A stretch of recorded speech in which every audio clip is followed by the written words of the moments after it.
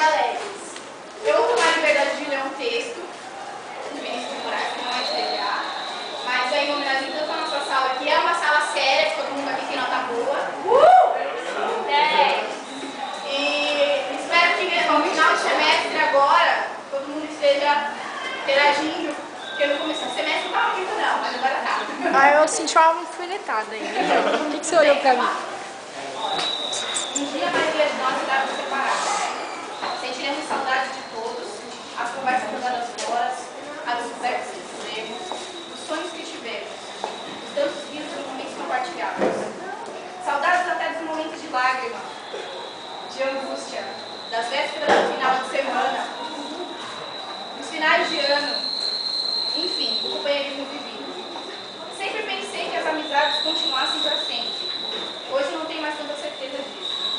Em breve cada um vai para o seu lado, seja pelo destino ou por algum desentendimento. Segue a sua vida, talvez continuaremos a nos encontrar, quem sabe nos e-mails trocados. Podemos nos telefonar, conversar algumas bobagens, enfim. Aí os dias vão passar, meses, anos, até esse contato tornar-se cada vez mais raro. Vamos perdendo tempo. Um dia nossos filhos verão aquelas fotografias e perguntarão: quem são essas pessoas? Diremos que eram nossos amigos.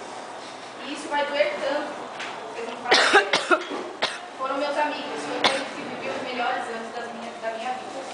A saudade vai apertar bem dentro do peito, vai dar uma vontade de ligar, ouvir aquelas vozes novamente, fazendo shhh nas aulas. Quando o nosso grupo estiver incompleto,